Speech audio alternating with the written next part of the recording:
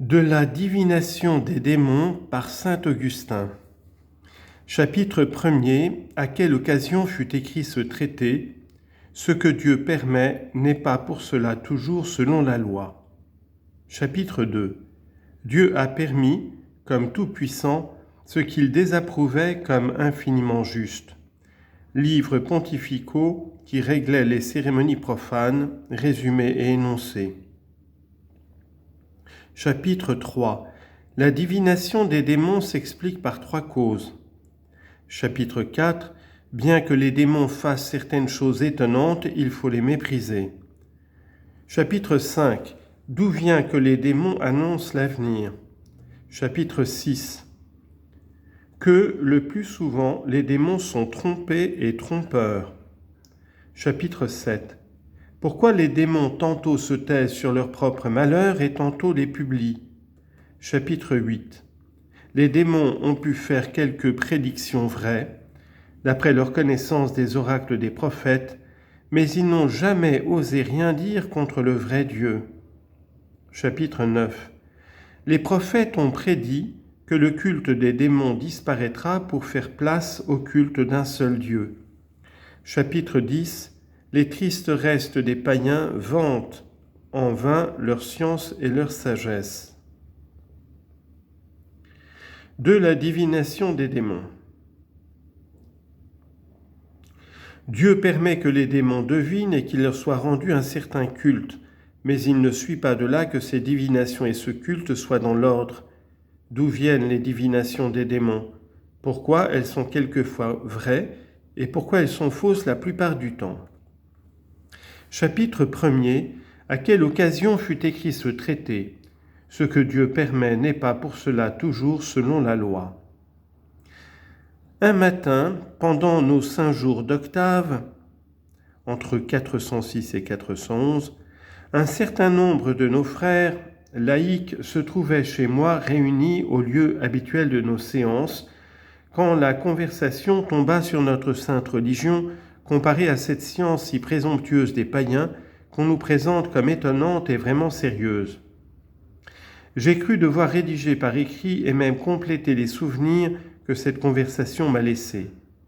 Je tairai cependant le nom de mes honorables contradicteurs, bien qu'ils fussent de vrais chrétiens, et que leurs objections eussent plutôt pour but d'arriver à mieux connaître ce qu'il faut répondre aux païens.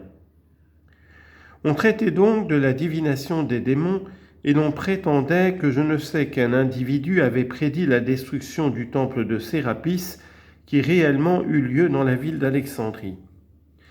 Rien d'étonnant, répondis-je, que les démons aient pu savoir et prédire le renversement de leur temple et de leur idole, ainsi que maints autres faits, ils l'ont pu, dans la mesure où il leur est permis de connaître l'avenir et de l'annoncer. Ainsi me fut-il aussitôt répliqué. Ainsi, les divinations de ce genre ne sont point un mal, et Dieu ne les réprouve point, si elles étaient coupables et mauvaises, ni sa toute-puissance ni sa justice ne les permettraient. Je répondis. De ce qu'un Dieu tout-puissant et infiniment juste les permet, ce n'est pas, ce semble, une raison pour les déclarer conformes à la justice. Bien d'autres faits sont manifestement injustes, tels que les homicides, les adultères, les vols, les rapines et tous les autres crimes semblables.